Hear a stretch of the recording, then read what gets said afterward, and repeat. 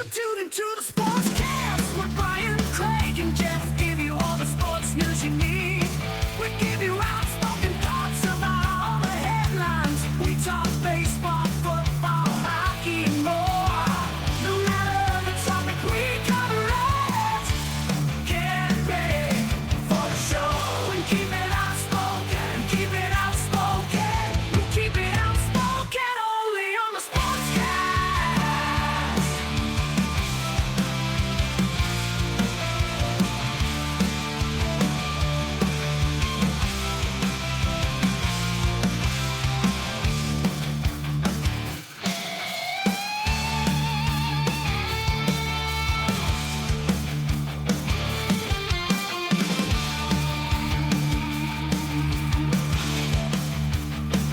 Tune into the Sportscast with Brian, Craig, and Jeff. Give you all the sports news you need.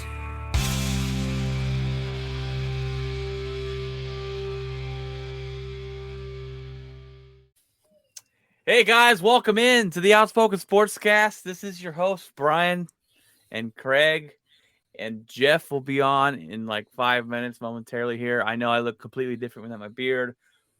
I'll get that out of the way. I wanted to change it up. All right. It doesn't look the best, but Top Gun inspired me. It is what it is. But this is episode 138. We got your spotlight of the week, which is going to be we're going to predict the AFC playoffs. So we gave you who was going to win the division in the AFC and NFC last week. We're going to break down the AFC bracket this week. Next week we'll do the NFC bracket and we'll give you our Super Bowl prediction next week as well. So look forward to that. We got your headlines of the week. We've got Kyle Murray signed. We've got 49ers finally giving the okay for Jimmy to find a new place. And we have some Juan Soto news as well right after this, guys.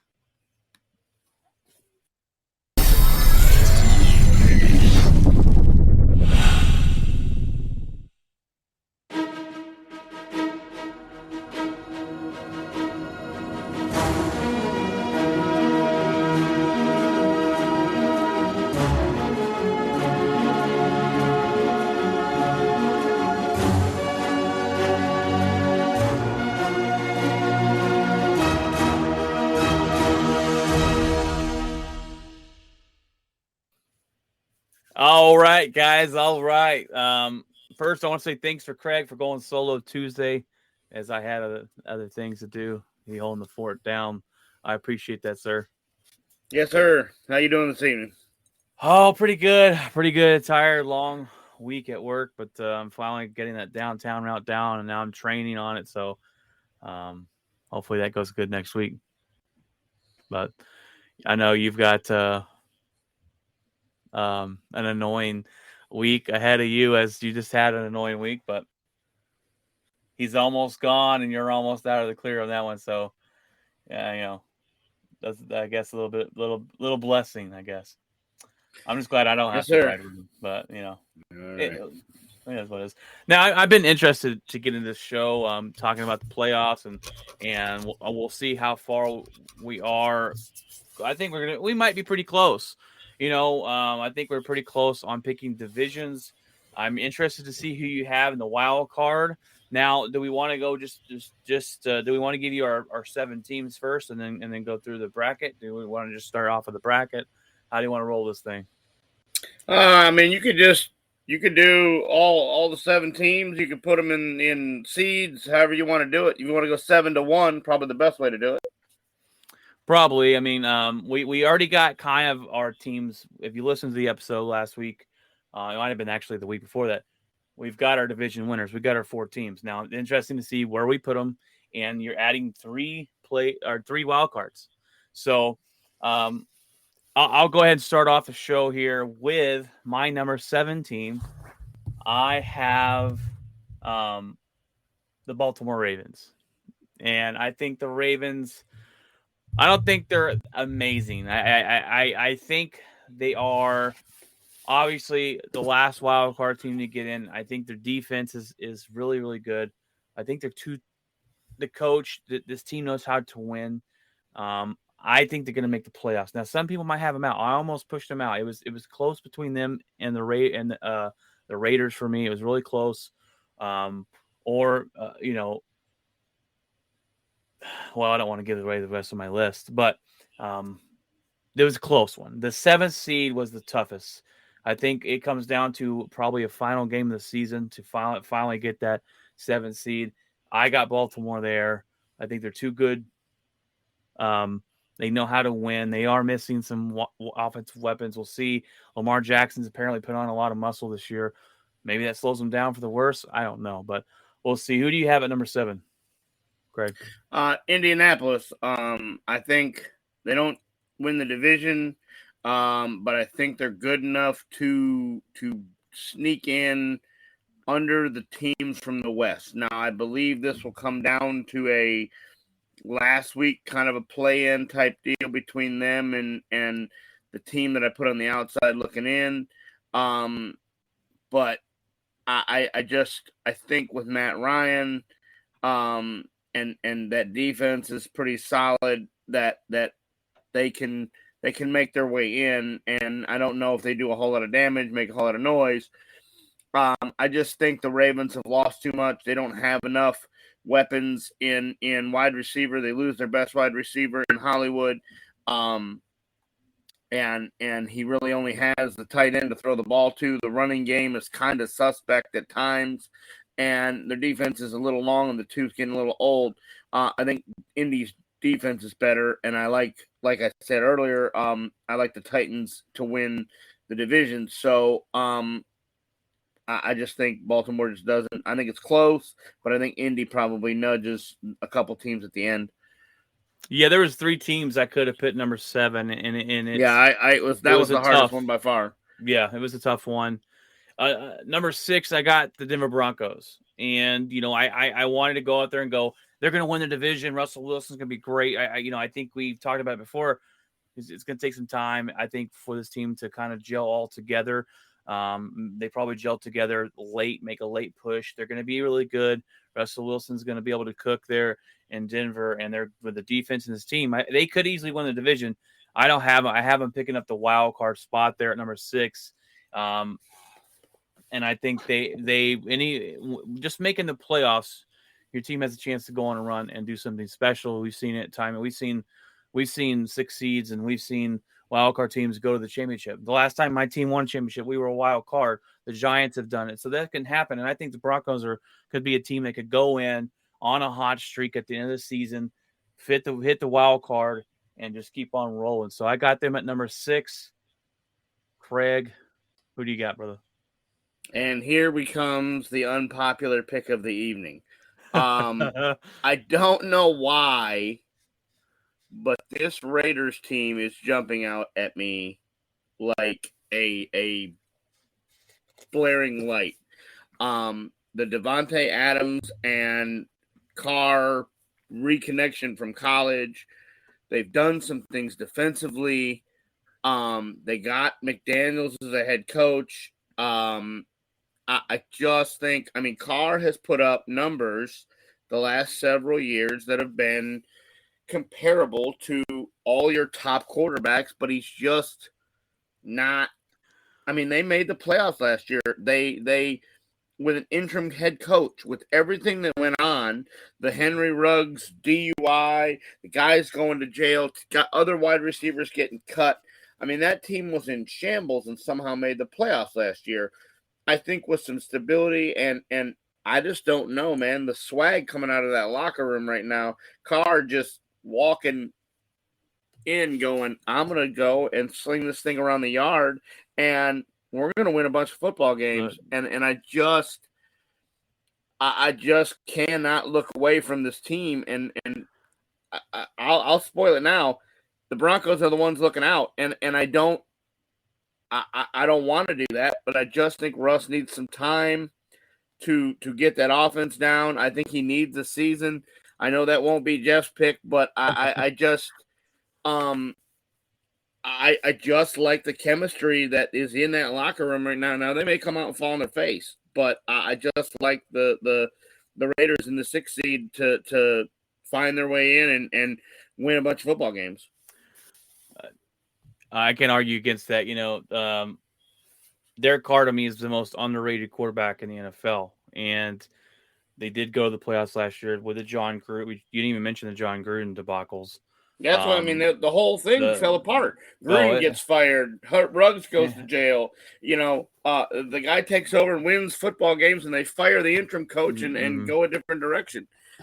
And I think it's going to be very interesting for the Raiders this year, and I really want to jump on that bandwagon. I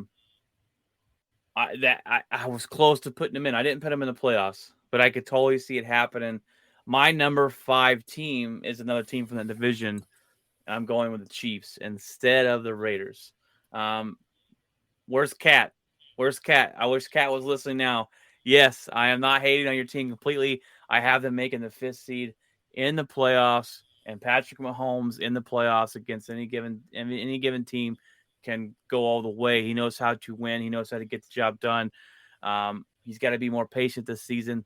He's got different weapons to work with. He lost his biggest weapon, but they still have a team around him. They still have Andy Reid. This defense should be pretty good. I got them at number 5. We have a comment real quick here. Ask and you shall receive. Yes, Kat. Thank you, Kat, for jumping on. I'm glad you're here. I'm calling you out. Yes, I got Kansas City in the playoffs at number 5. Hopefully that's respectable to you. But thank you, Kat, for joining the show, and much appreciated there. I don't know if that's going to win any bonus points because I'm going to jump right in there with you. I can't put them any higher because I picked San Diego to win the division, so I can't. We're in the same boat. 4 division winners. Yeah. I can't put them any higher. So I can see Mahomes trying to fight for that division if the Chargers go and do what they normally do. But this is as high as I could put them just because I already committed to the San Diego bandwagon. And so, yeah, I have Kansas City 5. I think you can't ever bet against Patrick Mahomes. I think he loses the weapon. I think it's going to hurt him statistically. But I still think with Andy Reid, who is an offensive genius, and Patrick Mahomes, who can make throws that nobody has seen before being made, that still cannot until it's kind of like Rodgers in the NFC. Until the guy is proven wrong, you got to go with him, and that's why I had to leave Denver out, because until Mahomes proves me wrong, I have to ride with that and say that he's going to be there. So. And I didn't put the Raiders in the playoffs because, thank you, Kat. We appreciate that. Thank you. She says she tries to watch as much as possible, and we're so grateful for that. And keep on chiming in. We love it. So, but I couldn't put the Raiders in the playoffs because realistically, we could see this whole division in the playoffs. And that's kind of where I was going, but with Indianapolis, I was like, oh. But. I didn't. The odds that actually happened, so I had to leave the. And that's what I said. I was like, I can't. Here's Indy, who has a quarterback and has a really good defense. And have you ever seen one 4-team division make the playoffs? Because we all had them in the top 10. When we did the top 10, we had all 4 in the top 10. Yeah.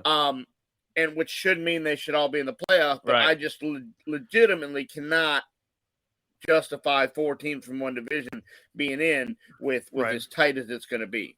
And something fluky will happen and injury, something, right? Something. So they all got to play each other twice. I got a hot take here for you, and I don't think a lot of people believe in this. I don't have the Tennessee Titans in the playoffs. At number 4, I got Indianapolis Colts winning that division. I think the Titans fall off this season.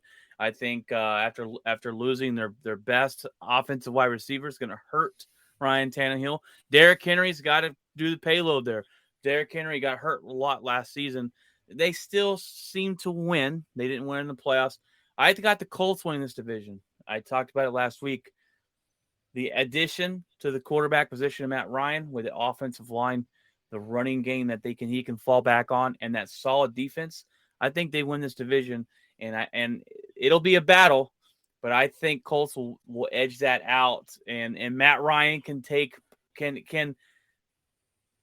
help out since the Colts don't have a great wide receiver career. I'll give you that, but Matt Ryan, a veteran quarterback, can make up for that. Who do you have at number 4 there, Craig? I think yes. Yes, Jeff's There here. he is. The triplet. The triplet There is he there. Jeff is on. Jeff is on. What's up, Jeff? What's up? We want to let him catch up. Yes, we can. We can let him catch up. We are going. We're going through our bracket of the AFC Championship or AFC playoffs. We've already gone through 4 through 7 or 4. Yeah, 4 through 7. I don't know if you have your list or what. I mean, we got the. We picked a division. We picked a division. What? I thought you were going to say we got your Broncos in the playoffs. I was like, no, we don't. No. Well, I do, Jeff. I have your Broncos in the playoffs. No, I was going to say we got your division winners from a previous show. But hang on one second. Let me. No problem. Craig, why Jeff get set up there? Why don't you go ahead and give us your number 4? Who's your number 4? 4 is the Titans. I just don't think they have enough. They're the weakest of the division winners. The only reason I didn't pick Indy to win this division is I don't have a lot of faith in Matt Ryan. I think Jonathan Taylor will carry that team like he did last year. He very easily could be the league's leading rusher again this year. He's going to be phenomenal behind that offensive line. I think Matt Ryan does better than he did in Atlanta. And Matt Ryan still put up solid numbers even though they were bad. So I still think.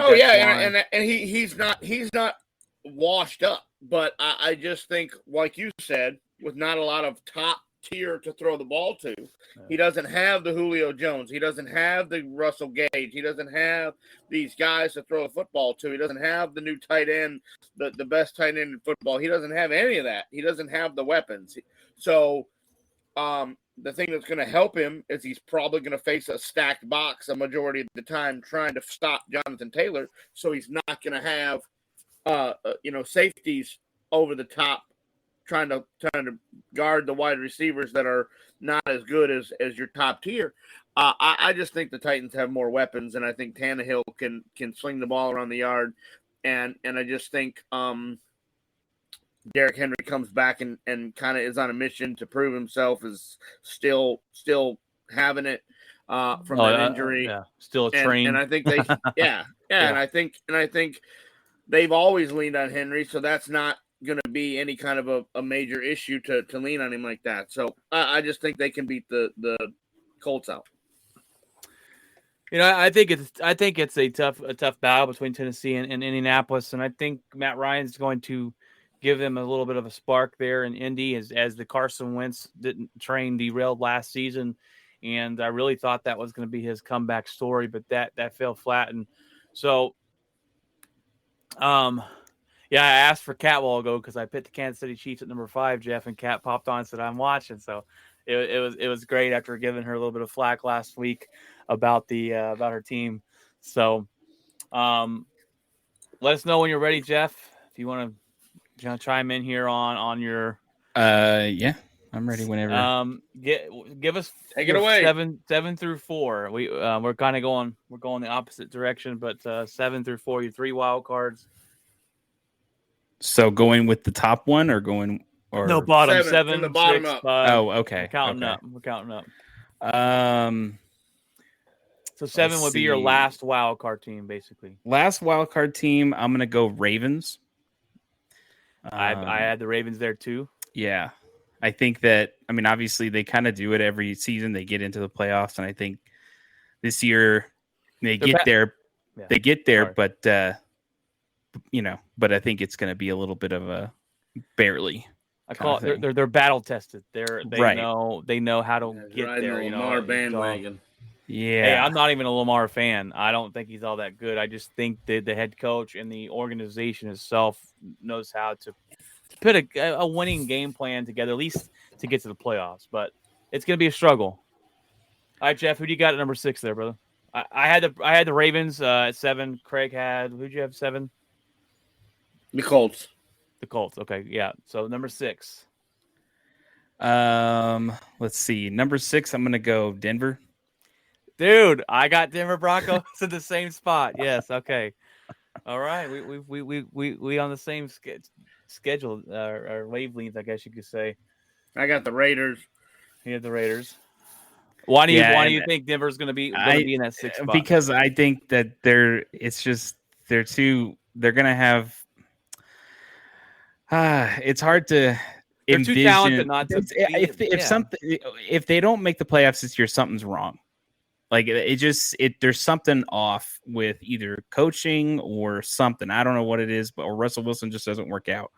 I just worry about head coaching and then Russell not being able to pick up the offense and run with it, that it takes too many games to catch up and get that. I think the back half of the season, they're fine. If they can get through the first 4 or 5 games, I think they're fine. It's just I don't know how long it takes them to pick that offense up. The only thing that I say in challenging of that is I did not realize how much of a work ethic he has. Until recently, as I'm hearing more and more about this guy, what he's been doing with a lot of the players before there was even any mandatory anything, at his own home, whichever, if it's either here or it's in California or wherever. I think I heard a story that he breaks down things in a different way, and literally after they win a game or lose a game, he goes and watches the game as a just a fan, and then goes back and does the same thing as a player, breaking down what happened or maybe what went wrong. Then he goes and watches the game of the opponent they're playing, and then breaks that down. Then he writes a 15-page, expose and gives it to all the players. It's just like that kind of preparation is awesome. And then also he throws trick questions in there for the players to know if they actually read it. It's actually pretty cool. So I'm like, if he's that detail oriented, that's good. I mean, the last time we had somebody like that, and I'm not comparing them, but the last time we had somebody similar to that, it was Peyton Manning. Yeah, oh yeah. I mean, and that guy was constantly just, get better. And it was just kind of like, what can we do to get better? And I just think that these players are going to be hungry and they're going to be ready to go. So I feel bad for Seattle game 1. Yeah. Well, Seattle, they're going to be bad. Well, unless they come out and with another quarterback, that's going to be a shellacking. Well, I told Craig a while ago, the Broncos, in my opinion, are too talented to not make the playoffs. I think I wanted to pick them to win the division. I just thought I hold back on it just a little bit here, but right, and that makes sense.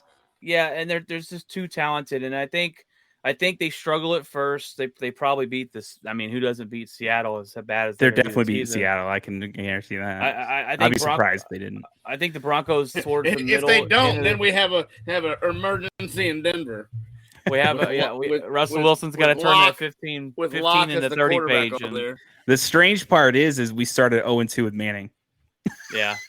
Oh, and there was question marks to Manning. I was like, what's going on? You didn't face Drew Lock. Peyton Manning didn't face Drew Lock coming out of the gate. I think the Denver Broncos midway through the season and towards the middle to the end, they can just catch fire.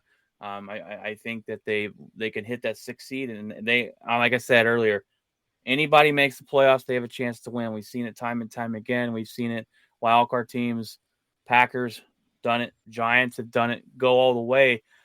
Broncos are a very scary team. They make the playoffs, hitting on all cylinders. They can beat anybody. It was how talented as they are. So I'm definitely looking forward, especially down the stretch, this running game that they have. And so I'm excited for that too. Not a lot of people talk about the running game, but Russell Wilson hasn't had this good of a running game since Marshawn Lynch, and we saw what happened with Marshawn Lynch and a defense. And I don't know what happened with Russell Wilson last year. He kind of dropped off, but I think when you're around just losing all the time, you know what I mean? When he knew the team wasn't very good. He knew the head coach didn't want to let him throw the ball, and it was run.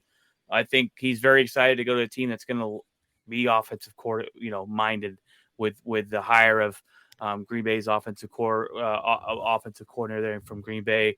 I'm drawing a blank on his name, but Nathaniel Hackett. He's going to let Russell Wilson throw the football, and that's the great things. That's the other thing that I'm curious about is Nathaniel Hackett. I mean, I love the personality. I definitely want to see what differentiate himself from other people. So, and players seem to really enjoy him. I know Rodgers was not a fan of him leaving. So, yeah, Rodgers didn't want to lose him. So, right. And if you can get it wrong with that arrogant son of a gun, then you can get along with pretty much anybody. So my question is, how many wild card teams are there? There's three. Three. Okay, I was making sure. Okay. Because now they took away the bye for the set. It used to be the first two teams got a bye. Now they add another wild card, and just the one seed gets a bye. Which I understand that one seed fought to be number one. They get that bye. That's true. All right, Jeff. It eliminates guys from sitting out the last week because they can't change. Yeah. It eliminates all that. Okay. Number 5, Jeff. Give us your number 5 team. Your first wild card, last one, whatever you want to call it. I'm gonna go with the Chargers. The Chargers. I think the Chargers are definitely going to be. It's hard to really put down KC. I can't do that. Obviously, that gives away my who's going to win the division prediction. But yeah, it's definitely I think it's just they're good. I like the Chargers. I think they're very talented. It's going to be again, this is going to be an insane division. So it just makes sense. I think the Chargers are definitely going to be in the wild card.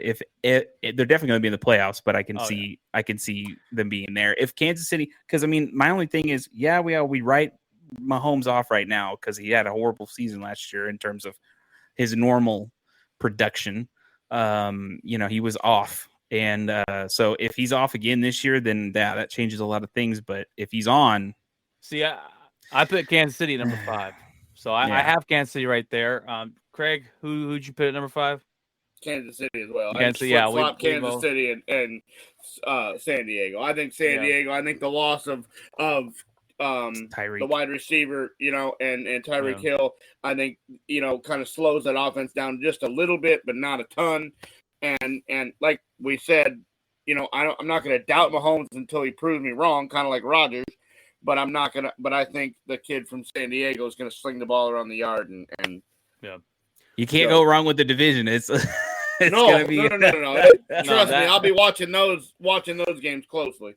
I'll be watching them like they're on my. I'll be watching those division games more than I'll be watching my own division, because my division's usually crap. Terrible. And all right, Jeff. Number 4. Also, do you see how not to be a homer? Brian? I am not homer. He picked his Raiders at 6. I am not a homer. The best team in the land. Woo! I am not a homer. I said Aaron Rodgers is the best quarterback. We should go over the Madden quarterback ratings because those are just trash. But we should. Yeah. Okay. Where was Rodgers on? Hold on. Let's stick to what we're doing because it's going to be a 3-hour show if we don't. We'll get into that. We'll bump another headline for that because we got to get into that because there's no. Anyways, all right, Jeff. Who's your number 4 team? Number 4 team is going to be the Colts. I think we are on the same wavelength, Jeff. I got the Colts at number 4 as well. I went in the division. I definitely think they're going to be a surprise this year, and I do think they're going to win their division. So I think it's. Do what? Tennessee is going to fall off this year. Out on the Titans. Everybody's jumping off the Titans bandwagon. Yep. If this was like a couple years ago, I'd have been like, Tennessee. I actually, when they first became a team, I was like a big fan because I just thought that it was just a horrible way to lose the Super Bowl.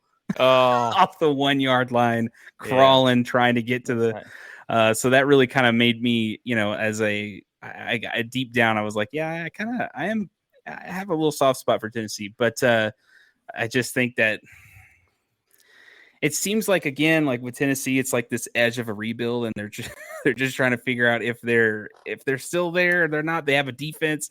They had a I like defense their for a head long coach time. a lot, but Head coach is awesome. It's just, I don't know. I don't trust Tannehill. I do not trust him. And Derrick Henry, is he going to stay healthy? That's the biggest thing. And That is a big one. That is a big one. Yeah. And they And lost. running backs are, I don't know. It's hard to tell with them because they get banged around so much. Their careers are usually really short. So it's just like, is this kind of the history? They use him more than anybody else. Yeah, they have used him a lot. So I'm like, if he gets injured again or something happens where he doesn't play part of the season, it's just, I don't know. It's just it's interesting, but I gotta go with the Colts on this. All right. Well, we are all caught up. We all have our 4 through 7 there. I'm my number 3. I got the Cincinnati Bengals. And this is a talented football team. They're very young. You have Joe Burrow is just Joe Cool, ice in the veins. I love him. I've talked about it before. Me and Craig talked about it before. We almost want to be a Cincinnati fan. That's how much we love Joe Burrow. The all white Bengal Tiger jerseys this year is going to be sick. They're going to be up there. I picked them to win that division. That division all got worse. The Browns got worse with no quarterback. You got the Ravens, who will fight for the playoff spot in my opinion, and then you got the Steelers, who they don't know who their quarterback's going to be. They're still Mitchell Trubisky, and that's probably your best option, and he's not that great. So I think the Bengals win this division, and I think it's pretty easily at the end of the day. I struggle whether to pit them here at 2 or 3. But I think 3 is a good spot for him. I want to see him do it again, right? I think a lot of people maybe I want to say overhyping, but because they went the Super Bowl last year, it's, Bengals are this, Bengals are that. Let's see him do it again. It's all about having that and being consistent, showing that, because they lost some games in the season they should have won. They should have beat Green Bay. So I'm hoping it's not a lucky little fluke that they had, but they have a lot of talent. Their head coach seems to know what he's doing. And this team is very talented and young on both sides of the football. Craig, who do you have at the 3 spot? I got San Diego. I think they're going to win the West, but I don't think they can go above 1 and 2 just yet. I think they still have room to grow. I think the 2 seed has an easier division. That's why I gave them the edge over San Diego, but I just think San Diego will win the West and be the 3 seed. Okay. All right, Jeff. Number 3. I'm gonna go with Kansas City. Okay. I think that cannot argue that at all. It's hard to. I mean, they don't have Tyreek Hill. They lost a main contributor to the offense, but something tells me something's going to happen where it's like they found somebody.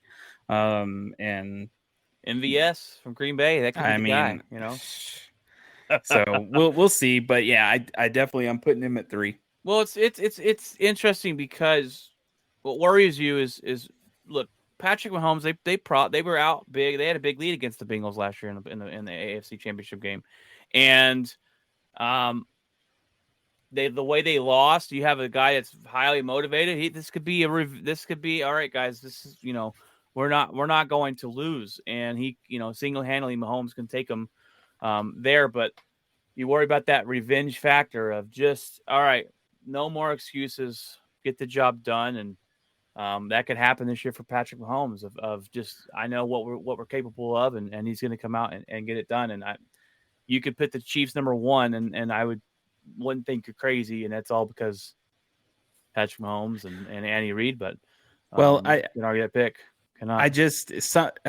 If let's just say if he struggles this year, then I start doubting. But it's like the 1 year was last year, and even then they were in the playoffs. They were right there, and I'm like, oh yeah, gosh, if his struggle year gets him to the AFC Championship game, I think that's pretty dang good. Yeah. So, but if it continues again, if you start seeing it again this year, then I'm definitely start doubting it a little. But last year I kind of doubted it, and then they freaking did something and gotten all the way. They should have lost to the Bills. Okay, we all know they should have lost to the Bills. I mean, so we'll see. We'll see. But it's hard to. it's hard because hard. they've won so many times in our division. They've beaten almost everybody. I think they've swept our division at one point. It's almost it's just the new Patriots. Yeah, like it's almost they've just kind of taken over. Where it's very difficult for me to go no, right, because it's like the one team we all need to beat. So it's like, all right, at number 2, I'm all in on this team, guys. I have the San Diego Chargers. I think the talent, that what they've done to get to this far, the drafting of Justin Herbert. I watched him in college, and his biggest thing was when he gets pressured, he folds. He doesn't do good. I'm thinking, well, what quarterback does good under pressure? Not a lot.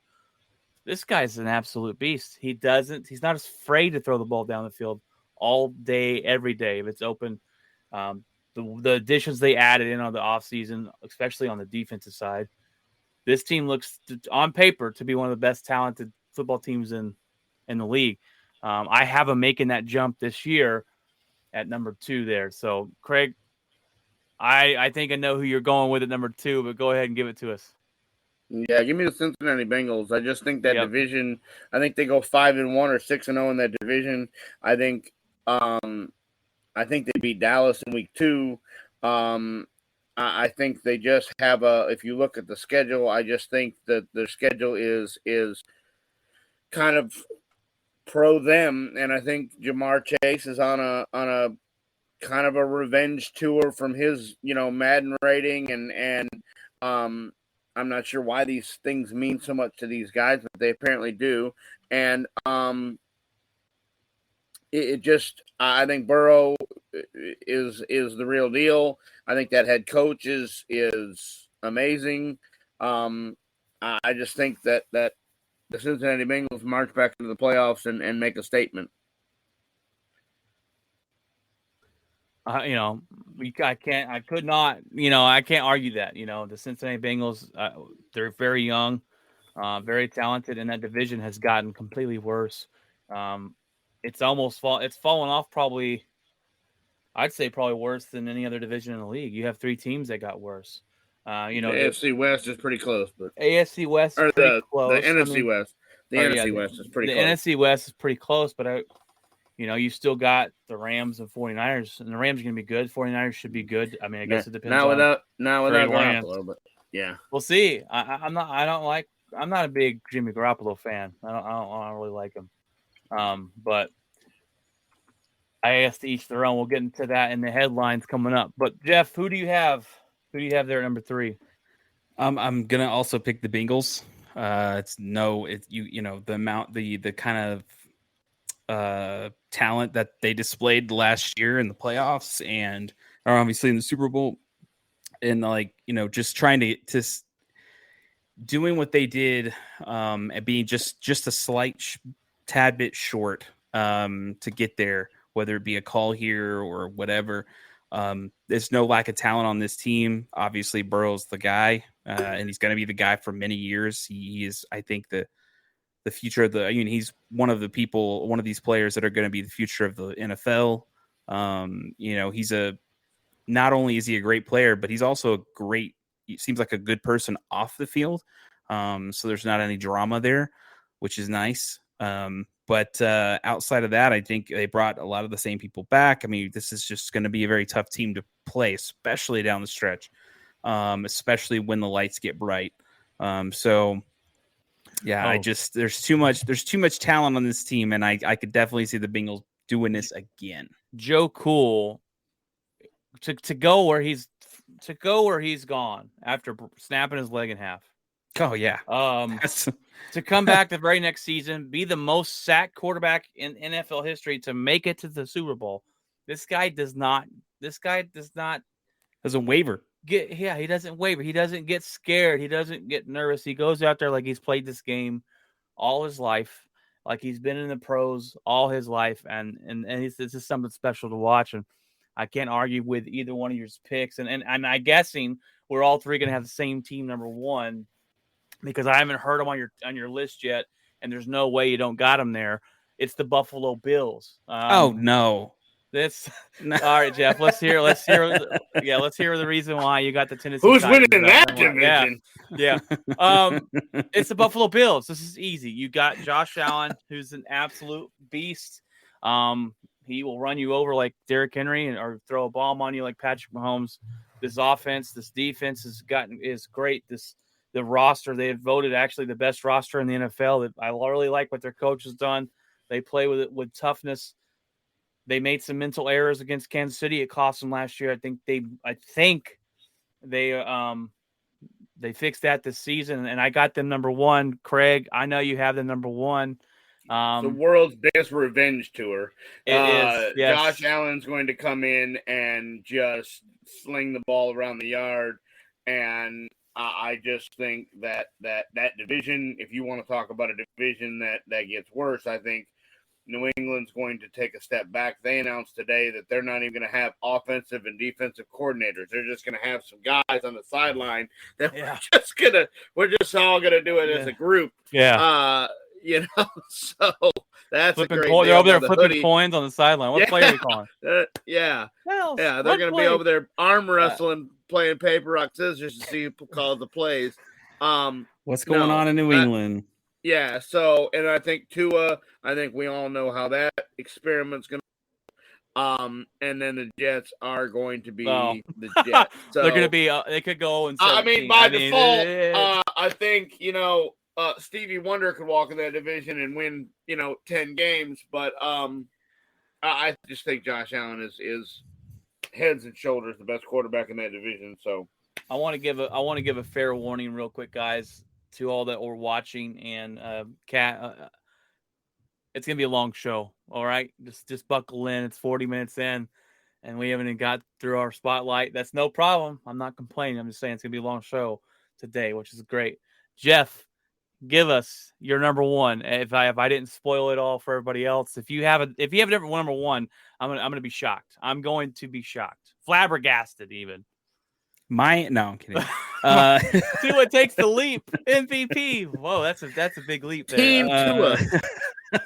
No, definitely going with Bills. Obviously, I just think that this is a dangerous team. Something about this team, it's just they've always been right on the edge, and I think that they're about to go over the edge. I think this is going to be the year we finally get to see this team bust out and go nuts. They win their division by.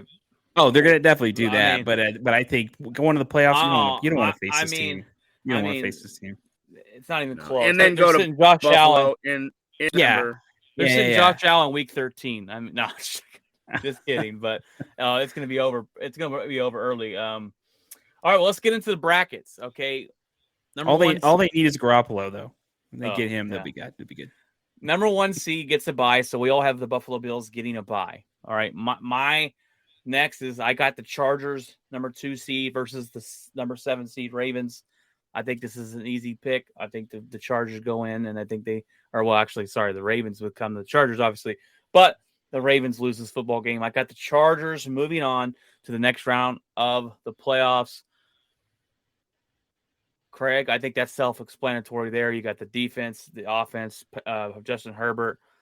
Craig, who's your number 2? Number 2 is Bengals. Number 7 was the Colts. I just Colts. don't think there's enough firepower there. They go into Cincinnati and just get slayed, and Cincinnati moves on. I mean, it's just. It's pretty easy, right? Football team, yeah. I think that's the easiest way to go. I'm going to be interested to see if we have any upsets. We have some seeds that upset here in our playoffs. Jeff, who do you got? You have the number 2. You had the Bengals. Number 7, you had the Ravens, right? Just the same as me. So, who do you have winning that matchup? Who do you think wins? I go with the upset now. No, Bengals definitely. It's a divisional game. It could, Yeah, but it may be close. I don't know, but I just think that there's no Ravens are not going to win that matchup. No. Play a team for the third time, anything can happen, but still. I look at it like a lot of times it's just. Can you really try to put Burrow, versus Lamar. Like, I mean, it's not even close. Lamar's a great running back. He's a running back. So I don't think that's a matchup. I just don't. Kat says that's all right. I think that comment was to our long show. So thanks, Kat, for that.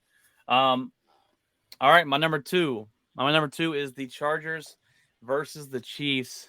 And Kat, you might have to get a little mad at me. No, sorry. Hold on. No. I'm jumping 3 ahead. versus 6. Sorry, I'm jumping way ahead. 3 versus 6. My bad, Kat. I hope I didn't spoil that for you. Bengals versus Broncos. And this is where I thought about an upset, because if anybody can shut down the Bengals, I think it's that defense of the Denver Broncos. And I pick the Broncos to upset the Bengals. I think this defense travels well. They're used to playing in the cold weather. They travel into Cincinnati.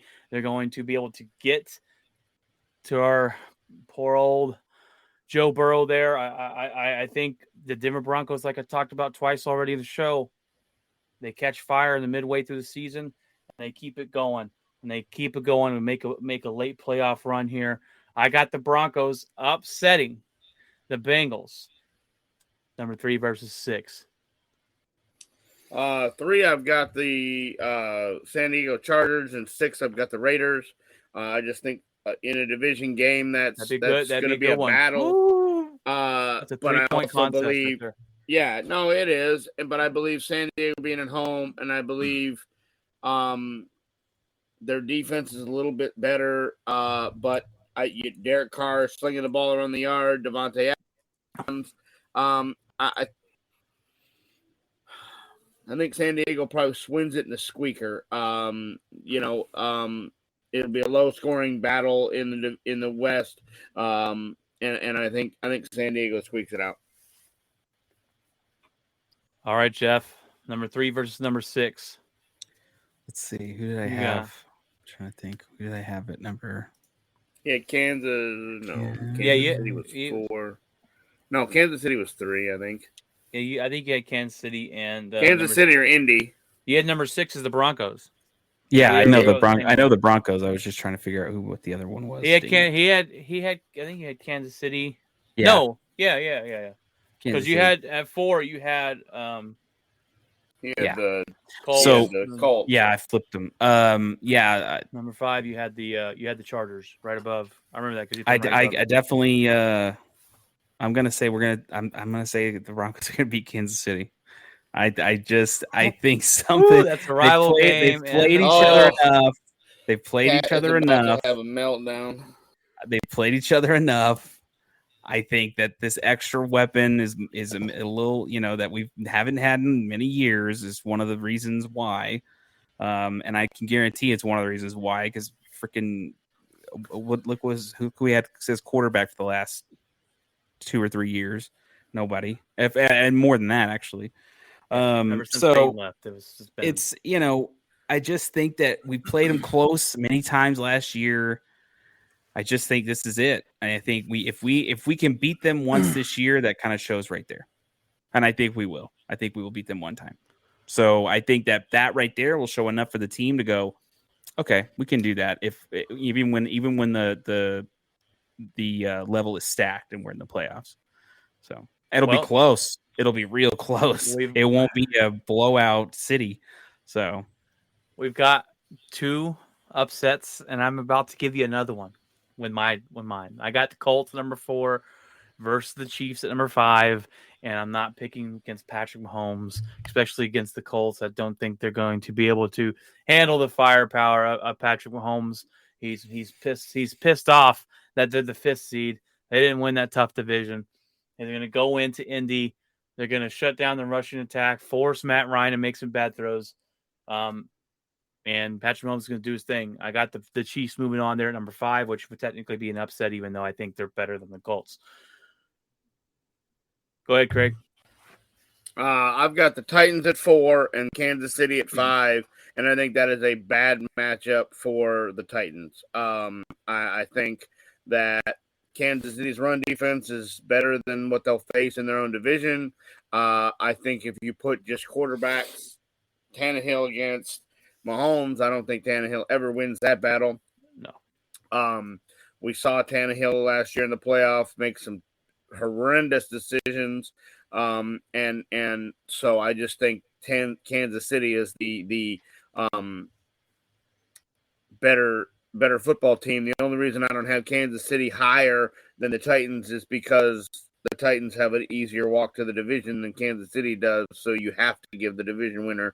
I think Kansas City has a better record going into this football game. I just think Tennessee wins that division, and I think Kansas City moves on.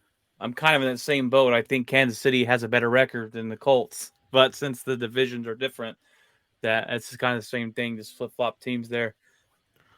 Jeff, who do you got, 4 versus 5?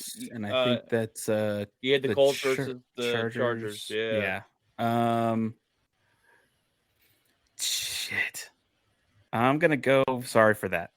This is a family show. The children. S. I said S. I think of the children. Oh man, Craig missed the edit, the beat button. I missed the dump button. Oh, dang it. Well, San Diego be at home. Maybe that'll help you. I'm gonna go with the Chargers. I'm gonna go with the Chargers. I'm gonna go with an upset. Yeah, we both have the Colts losing, and you have Tennessee. We have that same division losing to a lower seed in the playoffs. The AFC's strong, man. It is. We're not big believers in that division. This will not be as hard next week for the NFC. No, it will not. And it's flipped, right? We've seen the AFC, and because you had you knew it was going to be Patriots versus somebody. It could have been 5-6 teams. Now it's kind of flip-flopped. All the quarterback power went over to there. That the young guys are all over there, and you got the old guys over here in the NFC. But all right, well, we're moving on to the next round. I got the Bills versus the Broncos, number 1 versus number 6. And this is where I think Russell Wilson's fire cools down in Buffalo. I got Buffalo moving on. I think it's been a great year for the Denver Broncos, but Buffalo Bills are just too strong. This is revenge tour. We're continuing that revenge tour for the Buffalo Bills and Josh Allen. The only thing I worry about is the bye week, because we all have the Buffalo Bills getting the bye week. Green Bay doesn't. I don't want the number 1 seed. We suck after a bye. Don't want it.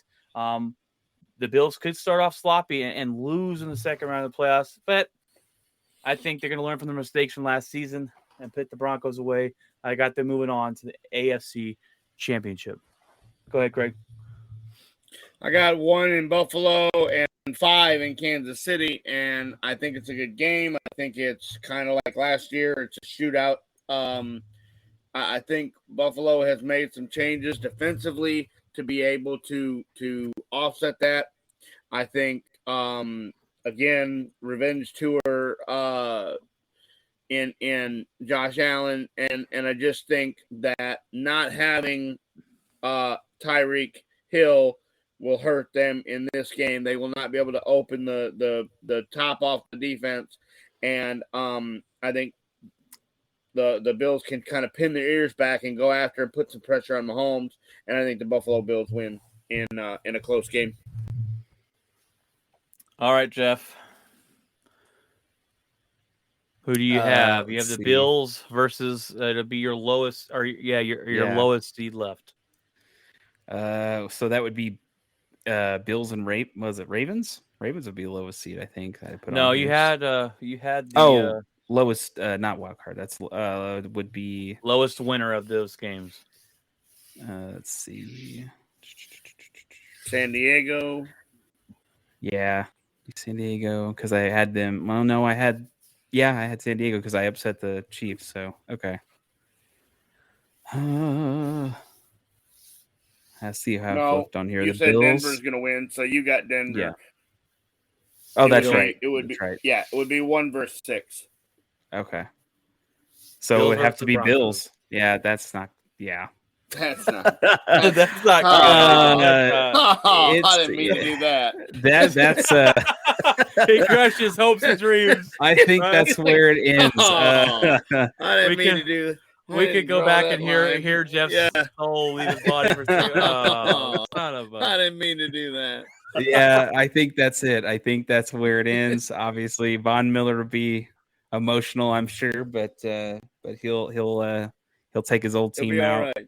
And I think, and if the Broncos make it that far, it's a successful season. oh by far. gosh, yeah. All fans here want to see is a first round win or first, win one playoff game. Let's go Yeah. from there. That's But, kind of what the Cowboys are hoping for too. So outside of that, I just think, go against the Bills. I can't be an unrealistic human being. All right, so. guys, we all have the Bills moving on to the championship. My other one was the Chiefs, or the Chargers, number 2, versus the Chiefs, number 5. And I'm sorry, Kat.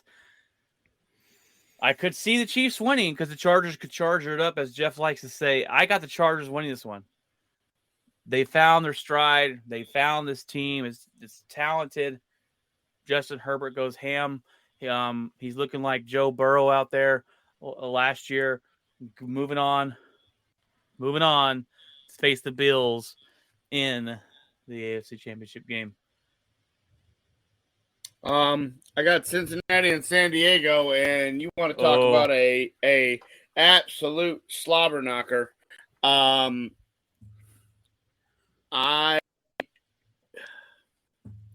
As much as I want to pick Cincinnati to do this again, I think Justin Herbert has more talent around him, top to bottom, in the wide receivers. Right. I think Cincinnati's defense is not as good as San Diego's. I think San Diego has an amazing pass rush, could get to Burrow in that game because that offensive line has taken a slight step back. So I think San Diego advances and the Bengals fall just a little bit short. And I think San Diego will face the Bills. I got a question. Did you just say the Bengals offensive line just took a step backwards? Yeah. I think it did from last year. How is that? They were the worst. They allowed the most. They were one of the worst in the league, and they addressed that in the offseason by they got guys that are better than they had. And if you want to talk about Lyle Collins, who couldn't make the Cowboys offensive line better, yeah, sure. It's better than what the Bengals had. Was it? Because Lyle Collins is a turnstile. He's going to turn over his shoulder and tell Burrow to watch out because he missed his block. I watched it for a bunch of years. That's the first time I've heard anybody. Oh, my bad. That's me. I missed that guy. I'm just saying that's the first I've ever heard anybody say the Bengals' offensive line has gotten worse than it was last season because I don't know how it could get worse. We'll see.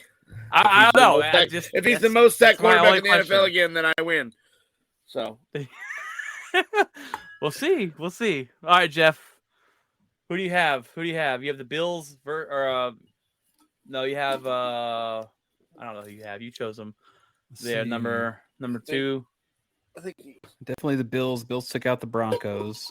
I think he's Kansas City bandwagon. Oh, let's see.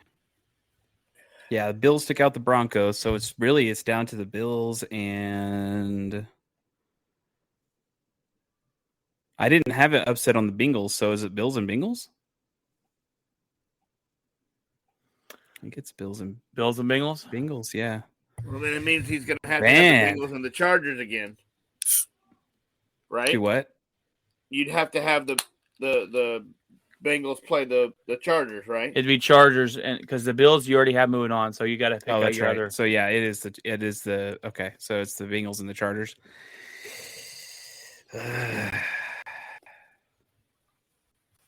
Gosh, I don't want to say it. Why do I not want to say it? Come on, join the club. Join the Chargers club. Join this. Charger it up. Come on. Okay, I'll do it. Let's plug it in, Chargers, and we'll charge that son of a gun up. Chargers take the win. So Chargers take the all win. have the AFC Championship being the Same game. Same team. And that's interesting because, I mean, Jeff, last week you said the Chargers are going to charge it up, but but have who says they're going to charge it, or who says they're not going to charge it up? Well, they're going to give him a minute. He's still got one more game. Still got one more game to jump off the bandwagon as it goes down the hill. Look, if the Chargers make it this far, that's already a success. They're super excited. Absolutely. I got the Bills moving on, guys. I'm not going to ruin it for you. I'm not going to show you an upset. It could be an upset. The Chargers might win. I got the Bills going on. Revenge tour continued over the Super Bowl. Nobody wants to play in Buffalo in January. No one wants to play. And the defense and their head coach and just Josh Allen is just a beast. Yeah. I got the Bills.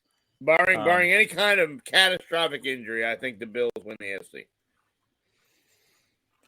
I think the road goes through Buffalo, and I think the Bills win the AFC. I completely agree. I think the Bills are going to the Super Bowl, guys. Guys, we can't be this predictable, guys. I mean, come on. What are we doing here? We all have the same team, the same Who in their right mind would think otherwise at that point? Really? They got to be the betting favorite. No, I'm just joking. I'm just joking. I definitely think that they are the betting favorite. All right, we're not Stephen A. Smith throwing out horrendous stuff to get clicks. This is not hot take. Hot fakes. We're gonna get into headlines. Where's my cowboy hat? Yeah, we're gonna get into my cigar next week, Jeff. Next week. We're gonna get into headlines in a minute. I did take out one headline to add in and I already put it on our notes, so it should already be there for us. The Madden quarterback ratings, because we got to talk about the debacle of a list. But Craig, play the intro. We're gonna jump in to the headlines of the week, guys.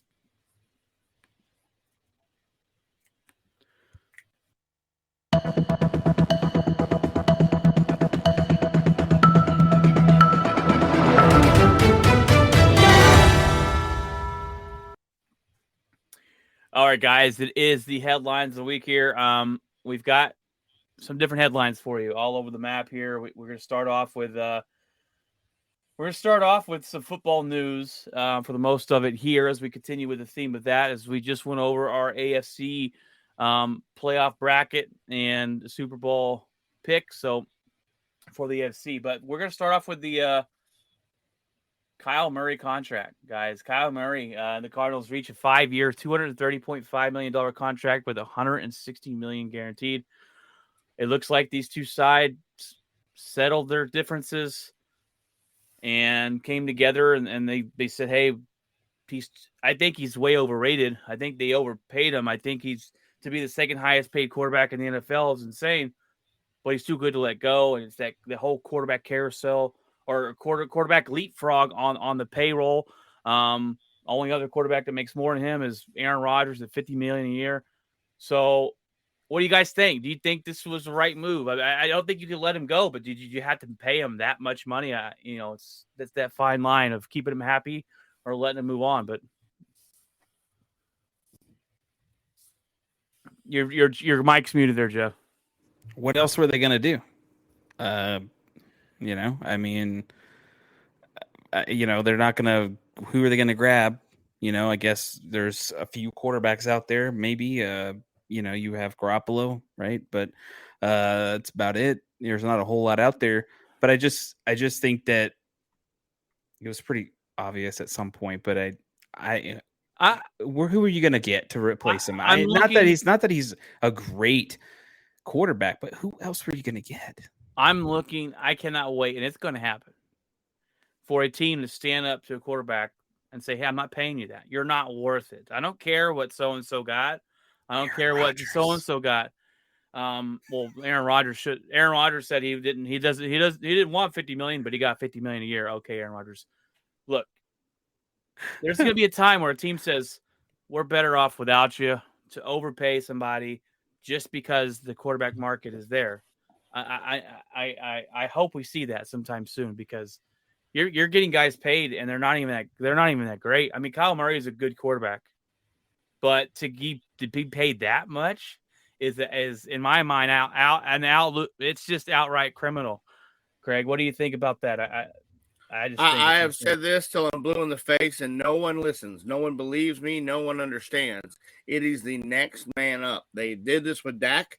Dak didn't get he didn't have the numbers, he didn't have the deal, but who else were you going to get? Nobody. You weren't going to go with the guy that they got over there that was holding the clipboard. You're not going to go with, Drew Lock. You're not going to go with Jimmy G, and you're just not. And so you're going to pay the guy that you got. And Cliff Kingsbury comes out and says, I'm going to take my guy and put him up against the best. Well, good luck with that. I just don't think Kyler's worth that money, but I don't think anybody's worth that money. There's not a single quarterback in the NFL worth $46 million. They showed a stat today that Kyler Murray at $46 million is making $2 million less than the entire Oakland Athletics payroll. Yeah. Who you got? I mean, these guys in the NFL making more than they need to make. The payrolls have they've gotten out of control. I mean, Deshaun Watson he made a $46 million signing bonus just because he's going to get suspended and has loopholes.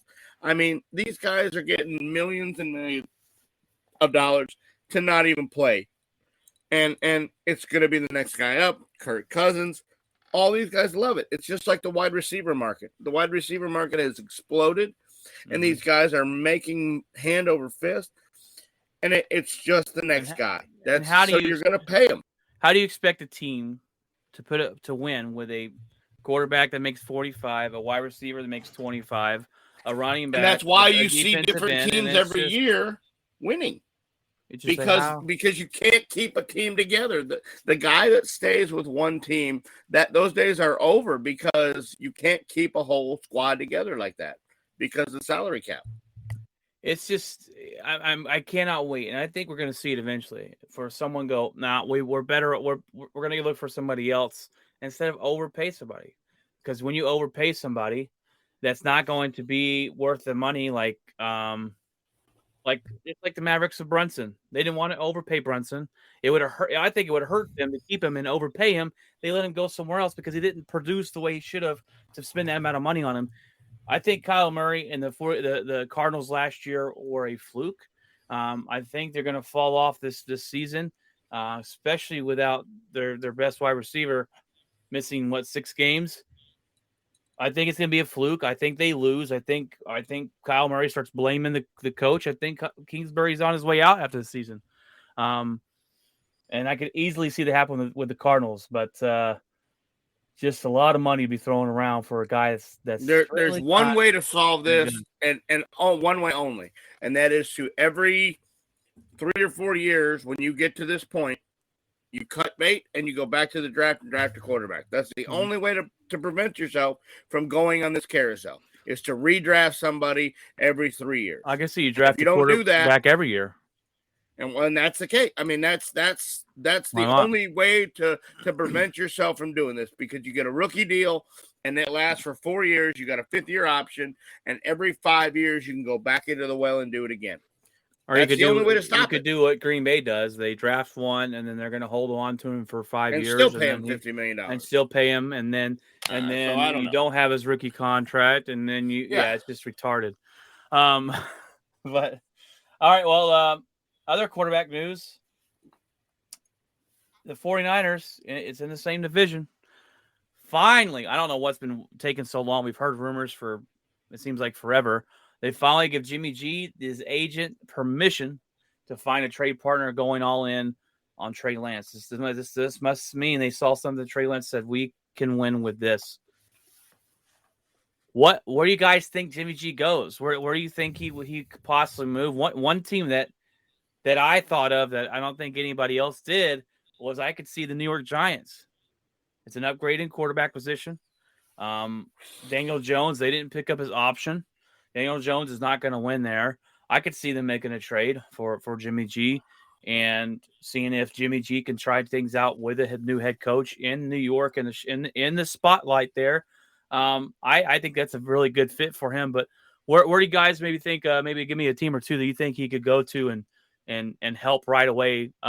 Be an upgrade at the quarterback position. Go ahead, Jeff.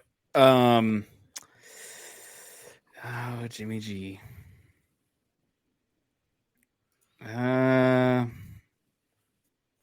You know, I had a guy on the internet say the Arizona Cardinals the other day, and I'm like, and then, Not and then right anymore. after that, Kyle Murray just yeah. I thought about that too. Yeah. I bet they wish. I bet they wish they would have put that news up a couple days earlier. Yeah. Do you really think that they would go NFC still, or would they just go? Let's NFC maybe. I don't think they go inside of the division. I could see Seattle. I don't think that's a great scared. fit, but I don't think they give them in the same division. I don't think they want to play them twice a year.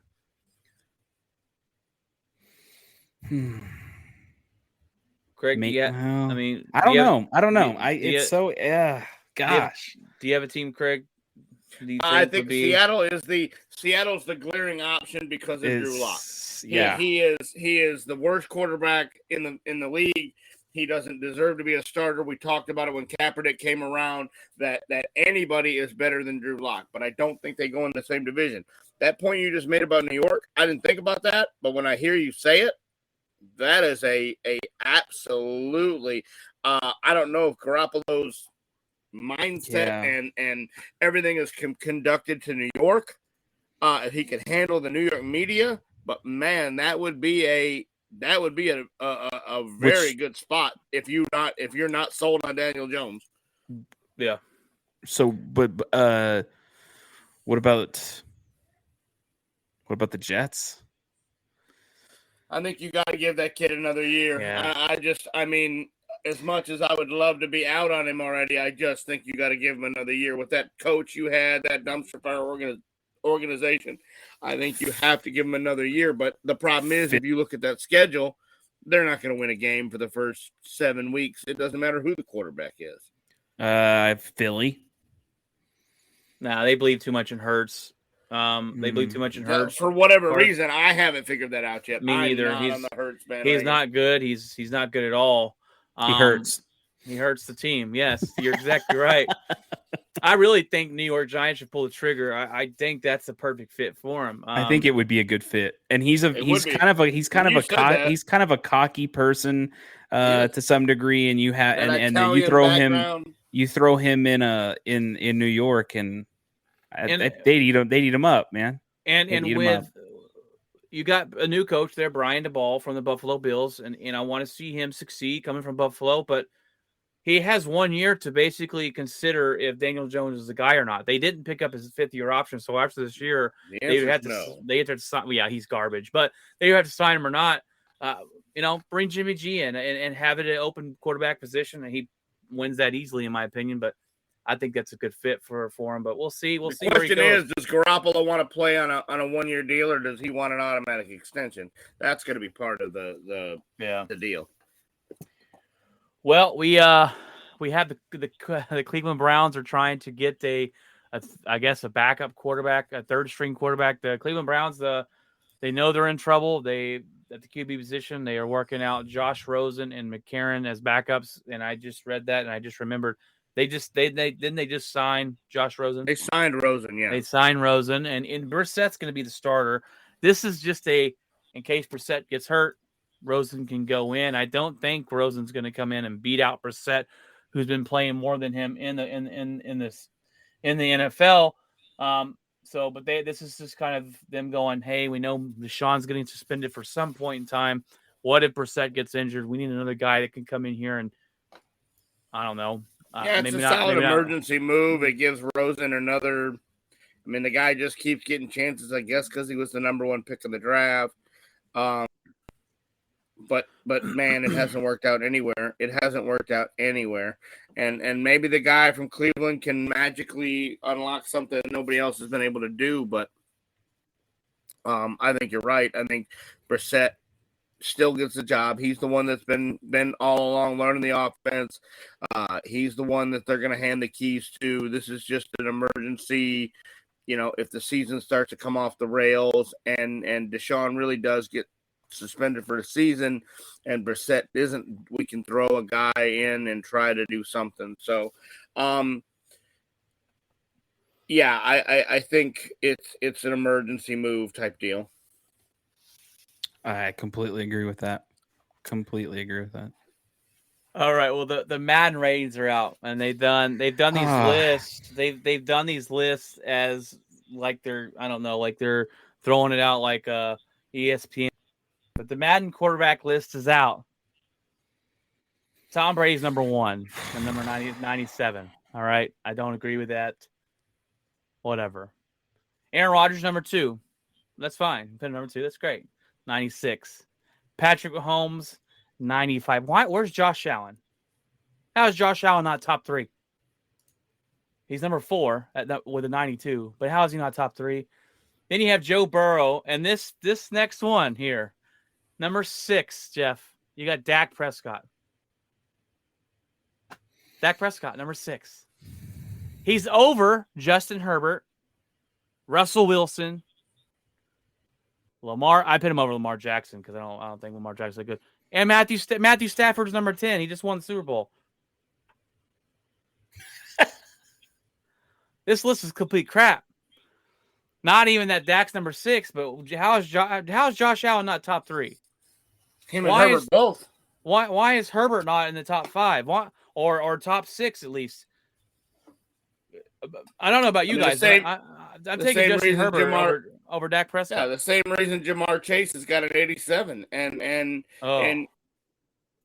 is halfway down the wide. I mean, whoever is making these games, it's a video game, and so who knows what they're looking at? They're not watching the games. They're definitely not watching the games. This is the cornerback. The cornerback list said that Tyrann Mathieu, Honey Badger, was number 1. Are you? What year are we watching here, guys? This is another thing on the running back list. I saw the running back list, and it was also just garbage. I'm like, not any. First of all, Devontae Williams wasn't even on the list. Period. He wasn't even. 10? He wasn't even in the top 10 at all. And I'm going. No, Zeke's 10. Zeke's 10. I'm like, that's the one guy that broke out. That's the one guy that broke out last year. Zeke should be higher than 10 on the list. Go look at his numbers last year. Go look at his numbers. Yeah. What did I just say? Watch the game. I watch them every week. I have a lot of things to say about Ezekiel Elliott, and none of them are, you are the man. I am not sitting here fighting you on Ezekiel Elliott. I'm just saying, at the end of the year, go look at the numbers. His numbers aren't as bad. I guess Tony Pollard should be like 6 then, because Tony Pollard, y'all don't use him enough on Tony Pollard. Well, because they have the name of Ezekiel Elliott up. Well, in that bad contract, but it's just I saw it like even Devontae. I was just like Devontae Williams was kind of a breakout player. I mean, nobody saw that guy coming out of anywhere, and he was picked really low in the draft. So it was just kind of like, really? I mean, this guy's gonna break off again this year, and there's no and Henry and even on the cornerback list, you know who's not even in the top. If Jalen Ramsey's not 1, then it's a bad list. Yeah, it's just I could put Jalen Ramsey number 2, but I don't even think on the corner who was on the cornerback list. I'm just curious now. I'm gonna look at it right now because I'm looking at it right now. Jalen Ramsey, I think, is number 1. Jalen Ramsey, Troy hit. Wait, no. What is that list? Hold on. If Ramsey's not number 1, then we're just not even playing Madden. Let's see. Cornerbacks. Jalen Ramsey, number 1. Number 2. J.R. Alexander from the Green Bay Packers, bro. Number 3. Oh man, we're running out of dump space, guys. Stop. Tre'Davious White, the Bills. Then you got the Eagles, Darius Slay, Denzel Ward, Marshawn Lattimore, Stephon Gilmore still up there. J.C. Jackson should be higher. Let's see. Who else do we want to look? Running backs. Derrick Henry, Nick Chubb. I mean, Christian no. McCaffrey shouldn't even be on the list. He doesn't play. No. Jonathan Where is Taylor, Jonathan Taylor? number Taylor's 4? Oh my God. Dalvin Cook, Joe Mixon, Alvin Kamara, which he doesn't. He's Aaron Jones, Austin Eckler, Zeke Elliott. I mean, the list is fine, but the order is terrible. I mean, Or well, no way that Taylor shouldn't be 1 or 2. The safeties, that's what it was. Tyrann Mathieu, number 1. How is Tyrann Mathieu still the number 1 safety? Because the safeties and position. Derwin James, Buda Baker. Buda Baker's better. Micah Hyde, I'll take over Tyrann Mathieu, but yeah, I mean Tyrann Mathieu is maybe that list was 5 years ago. Wow, the when I'm looking at the edge rushers, sorry, we're getting carried away in the Madden range, but when I get into edge rushers, the Chargers have number 4 and 5 on the list: Khalil Mack and Joey Bosa. Woo, that's gonna be try blocking that line. Yeah, good luck with that.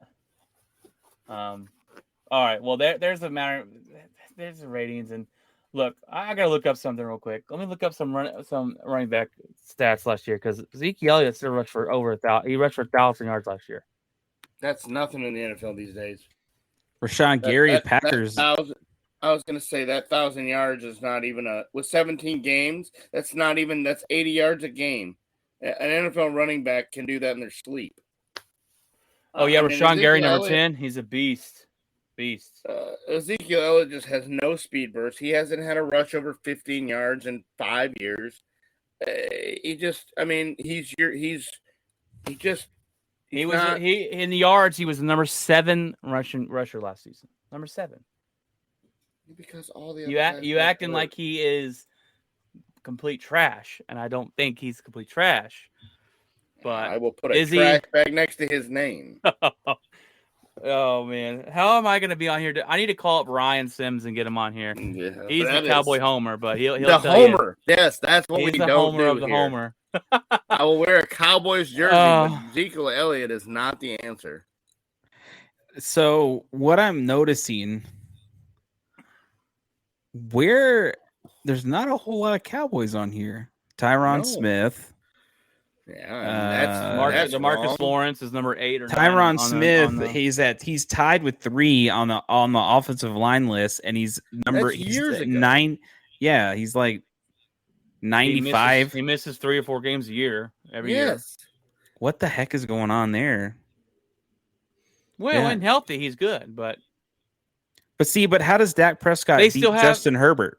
They still he doesn't. In any stretch of the imagination. They still have Christian McCaffrey as like a top 3 or 4 running back. He doesn't play. Well, but you can't use that in the rankings. When that guy plays, he's top 5, but he's not over Jonathan Taylor and Derrick Henry. I don't see how you have Dak number 6.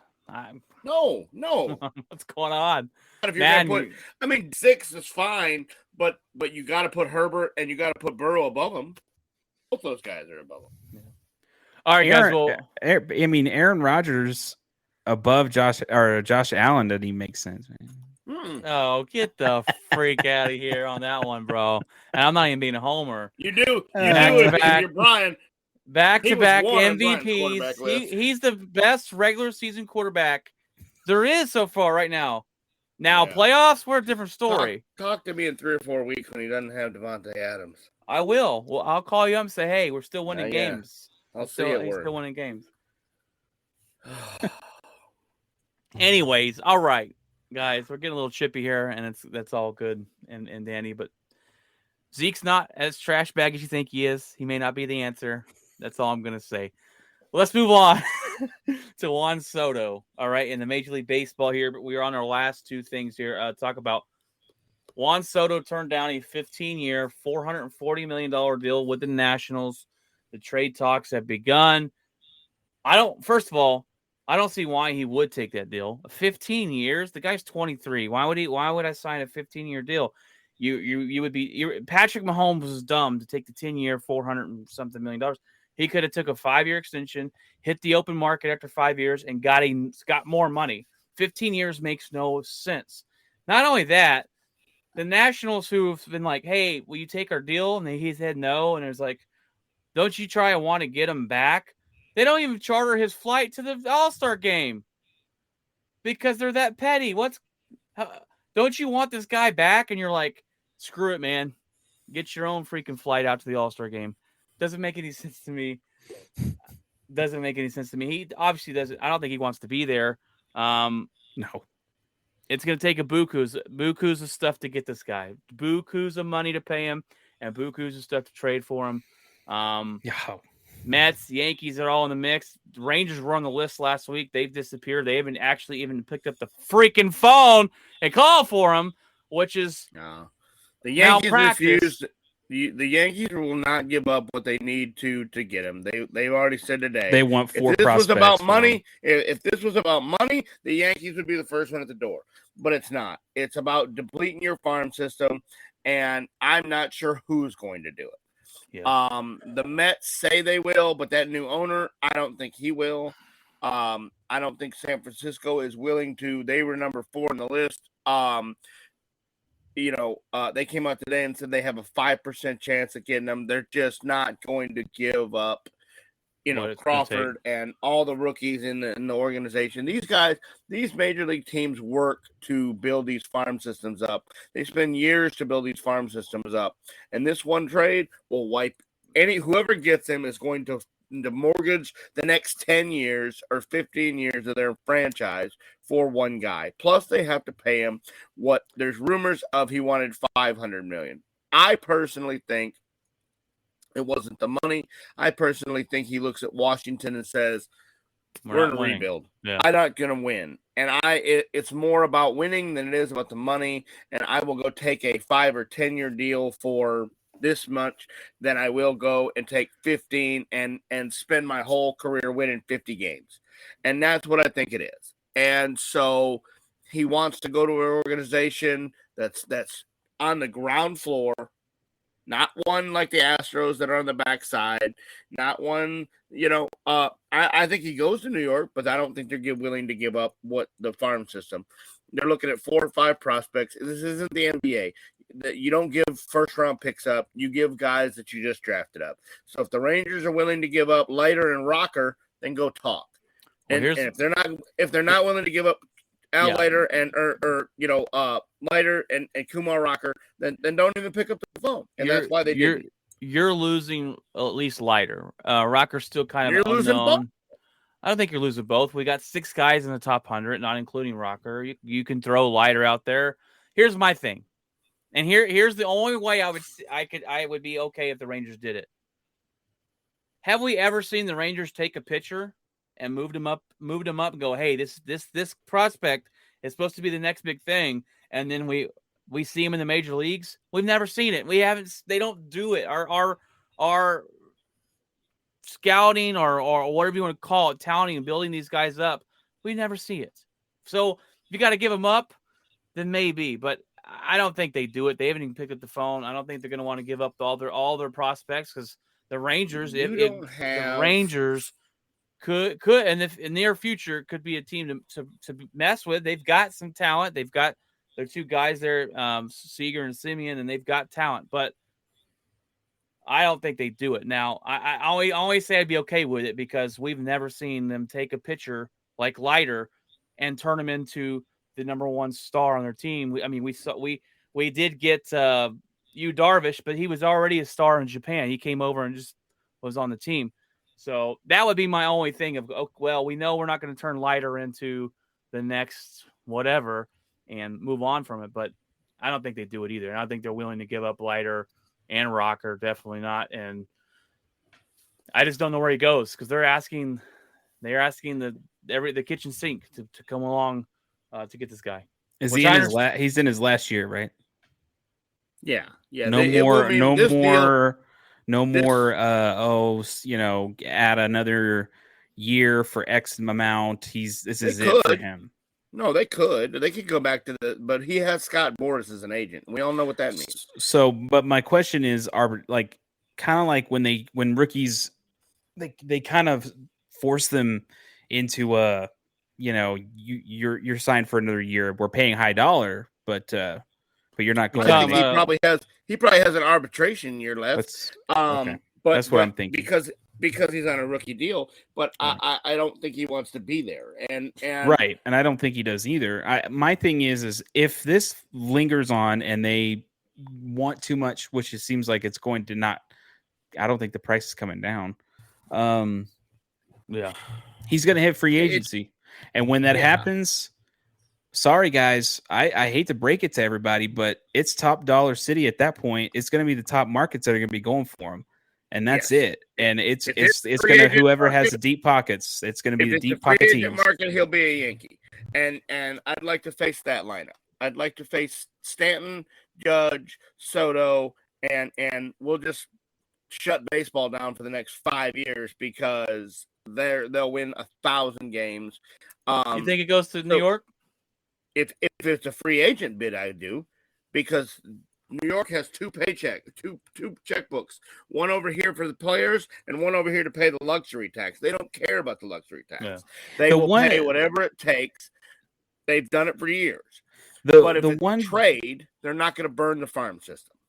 No, the Yankees are definitely not doing that. There's too many pieces in that farm system that they're very excited about and extremely there's quite a bit in there that they're not going to. So if you're going to deplete the farm system, four of them are untouchable. We already know that. 4 of 100%. Them have been even told that the organization has said these players are never being moved. So it's just like don't even ask. One of those will be in the Soto deal, at least one. Yeah, and so I look at it like the only thing that I have is there's 2 reasons why if the Yankees are in this mix or not. One is if they go somewhere in the playoffs this year, if we go deep, if we go, even get to the World Series, if that happens, I don't see how Steinbrenner putting the money up for Soto. I just don't see it. If we get knocked out and embarrassed and we go all that way, win all these games and we don't do anything with that, Hal Steinbrenner is going to open up the checkbook. Yep, 110 because games lose in the first round of the wild card. Then the last time that happened, we got CC, we got AJ Burnett. That was before 09 when we went and won the in 09. So it's like they won't spend money per se. They're not like they used to be. Hal's we don't need to spend that much money, but not if something happens, not like George. If something happens that we were that close, I think Hal spends money. See, and I think the Rangers would be more in play if it's free agent than anything because they have actually spent. We've seen them spend money this offseason. Like, thank you, send some freaking money, but they're not going to give. I don't think they're going to changes everything. Their farm any team is involved if it's free agency. When it's free agency, it's if you don't have to give up anything other than money, then every team's in. Yeah, and why would you? If no one's biting, right? No one's biting to give up their whole farm system. Why not just wait and say, hey, okay, this is what we can offer them at the end of the year, and you're hoping that's what happens. But I want to add one thing. I'll tell you one thing that's going to screw up this whole Juan Soto deal. The name Shohei Ohtani. The Angels do not want to pay Shohei because of what he's doing. Because of he's a WAR as a pitcher and a WAR as a hitter, and with the universal DH. This guy, being everywhere, it opens him up to going to every team, not just the American League. It opens him up to going everywhere. And if the Angels are really serious, $700 million, I'm telling you that I don't think you have to pay as much for Shohei Ohtani as you do Juan Soto. I don't think he's at that point yet. I don't think he's going to make $700 million yet. But I think you get a better guy that boosts your team because he pitches so many innings a year and he hits 50 homers a year. Juan Soto's not jumping on the mound every 5th day. I think Shohei Ohtani is a better pickup than Juan Soto. Well, he does more for the team. No, he definitely is, but I think I don't think you give up 5 first-round picks for him. He's gonna know his or 5 players. He's got to know his. He's got to know how valuable But he is. doesn't have Scott Boras as an agent. There's the first deal. Scott Boras will get the most money everywhere he goes. I just think if Ohtani is available, if I'm in the market for a player and I have Soto and I have Ohtani to choose from, Well, I'm going to put my ducks for Ohtani. Yes. Every day of the week. Every day of the week. You're right. So if Ohtani is really available at the trade market, watch for him to draw more eyes than Juan Soto and really put the Nationals behind the deadline. Really put them, because they don't want to go into arbitration. They don't want to do any of that. They want somebody to pay top dollar for them. And if they don't, they're kind of in it. The league doesn't have to pay that. They don't have to pay King's ransom, because they'll just wait for him to become a free agent. Like Jeff said, they'll just wait. There's no penalty to like, they're not going to extend him. Right. Ohtani, I jump at Ohtani right now. I'm picking up the phone for Ohtani right now. And that name could change everything. And that's the one person that I could definitely see New York saying, okay, you can get a couple of these guys for him because of the dual threat. I was shocked when the Angels said that he was available. Right. And that's the one thing where I'm like, it all depends on what's going on. And when it comes to these, he's Japanese, right? When it comes to these Japanese players, the one thing that New York has in terms of Yankees, they have a huge presence in Japan, huge, and so it's like and and guys that have come through there and been successful. He's still a spokesperson for the Yankees, absolutely. Up there. So I think they even had him scouting out there for a while. So it's going to be interesting. And again, I can assure you that if the Yankees are going to be involved in something, that's the one player where I go, that's the one where I think they might actually pull the trigger on. Yes. And I haven't heard what the Angels are asking, but it's not the King's ransom like Soto. If the Angels, Angel fans, if your team let's go of arguably the best player in baseball right now, I give you a free range to leave the team. How are you gonna let this guy walk out of your? That's like Boston trading Babe Ruth over there. Tread carefully. You're about to upset Cat again. What are we doing? What are we doing? You cannot let this guy go. This is your team. What do you got after that? No way. I saw that today, and I was mind blown. They said they came out and said he's on the trading block. They said that they don't think they're going to extend him. They don't think they're going to re-sign him, and they think right now is the market is the best to get the most for him. That's just as bad. That's like trading Babe Ruth. That's just as bad. I mean, why not Trout? Why not Trout with him? Laughable. Why not put him in a package deal? I wish Trout would leave because he is. Well, he went and signed the $900 million extension, though. Yeah, what an idiot! I think Ohtani sees the handwriting on the wall and sees that team is not going to win. I'll take him in Texas in a heartbeat. I think he's gone to him and said, "I want out." In a freaking heartbeat. Give up your farm system. You got him. I'll give it up because he can pitch. So hey, and now he wants to give up Leiter and Rocker. Now all of a sudden, I'm in. Got it. I'm in. That guy's a beast. You can have all of them. Soto's 5 good. minutes ago, he wasn't giving up nobody. Now I wasn't giving up both Leiter and Rocker. You can have Rocker and whoever you want. Leiter, I don't know. We'll see. I'm hoping like I said, the Rangers never take a starting pitcher of that caliber. The problem in Texas somebody. is I don't know who's in charge of the throwing program, but you got to have Tommy John before you get signed by the Rangers. Yeah. I mean, even what's his name had Tommy John. Darvish had Tommy John in Texas. And then he goes somewhere else. Now he's lighting it up. Yeah, I'm like, my God. He's better in San Diego than he was in Chicago, but he's still not Cy Young. Decent. All right, well, we got. Yeah. Oh, yeah. I still take him back in Texas. That's not saying a lot since we suck at pitching, but the Utah Jazz. Let's get into a little basketball here before we close out the show. They want 7 first-round picks for Donovan Mitchell. Oh my gosh. It looks like he's going to stay there because I don't know who's giving him 7-round picks for a Nobody. guy who's not who's not a superstar. Lakers. 7 picks for Kevin Durant. That's whatever. 7. I don't even think they're asking for 7 for Durant. Yeah, I'm like, They're how are asking you for 4? How are you going to get? That's ridiculous. It's gonna be the Lakers. Trade him. I think that's why they did it. They offered him as a trade, but they put such an outlandish price tag on it that he's really not up for trade. Yeah, he's not. No one's gonna. If someone gives up that, I think Donovan went to him and said, "I don't want to play here. If you're going to dismantle the team, I don't want to play during a rebuild."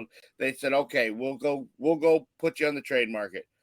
Here, he's available for trade for 19 first-round picks." And they're like, "Well, no."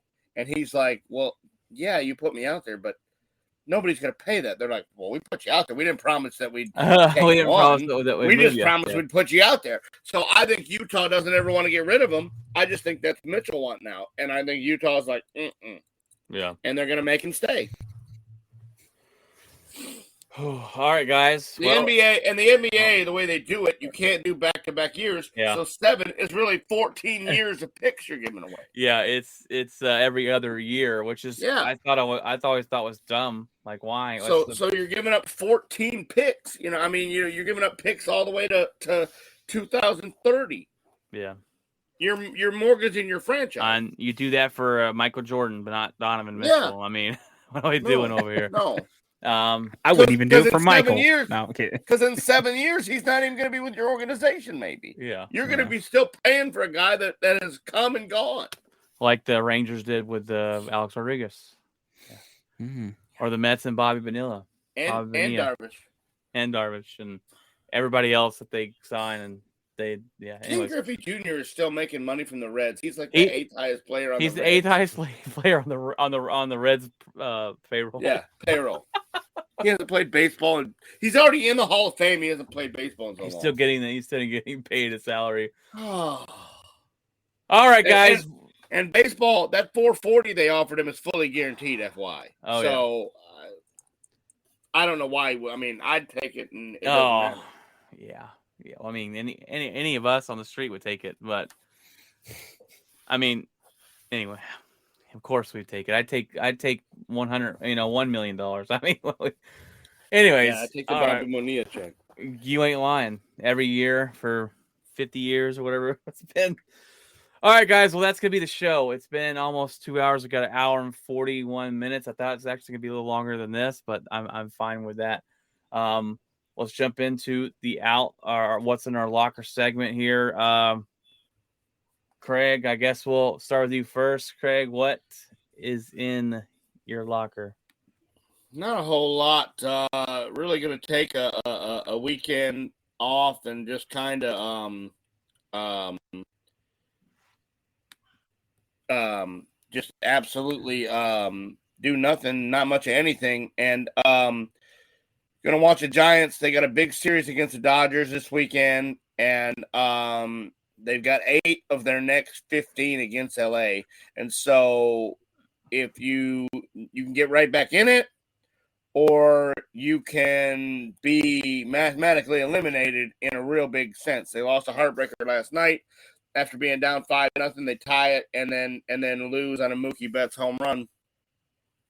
So just really going to take the weekend and just absolutely not do much anything and just kind of reset and get ready for next week. So what about you guys? Your mic's muted. Yes, mic's muted. That's the beep button there. You're out. Yeah, you're out. All right, yeah. You go ahead next and give us what's in your locker, bro. Oh, let me get my thing on. Okay. Work and just kind of been busy helping somebody out this weekend with a book cover. Person that's part of my wife's book writers club thing. So doing that, just trying to chill out, relax, Just ordered some dinner to the house, so waiting for that to come here. And other than that, I'm just paying attention to some of the baseball. Just kind of gonna be kind of keeping an eye on it now that the All-Star break's over and it's kind of the real season at that point. So that might play some games a little bit tonight or tomorrow, actually.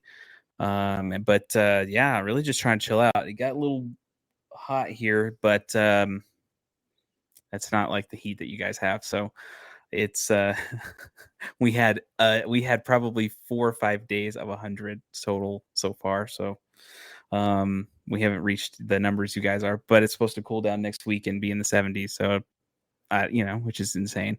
But other than that, just trying to relax for the weekend. Work's been pretty good, so can't complain at all. Nothing I'm trying to watch. I did kind of I'm getting ready for some shows coming up. There's a Lord of the Rings show, I think, on Amazon that I'm excited to watch. I think it's a prequel to the movies, or at least the first 3 movies. And then also I think there's a prequel to Game of Thrones next month as well. So I'll be watching some of that as well. But just trying to chill out, enjoy some stuff, enjoy some hopefully some baseball. I did watch the Derek Jeter thing. I watched 2 episodes of it. Pretty cool insight as to like how he almost didn't get drafted, or how Mo almost got traded. He almost got traded.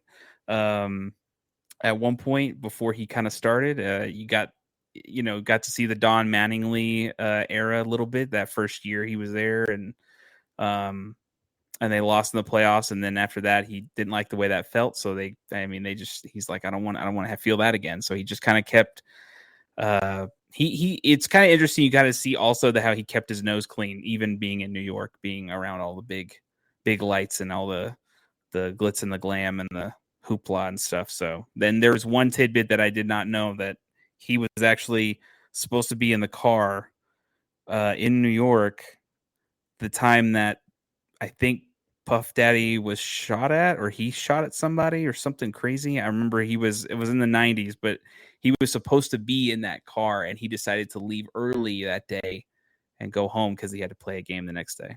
So I was like, that's insane. And he said my name would have been tied to that and it would have been horrible. So, but yeah, other than that, just chilling out. What's in your locker, Brian?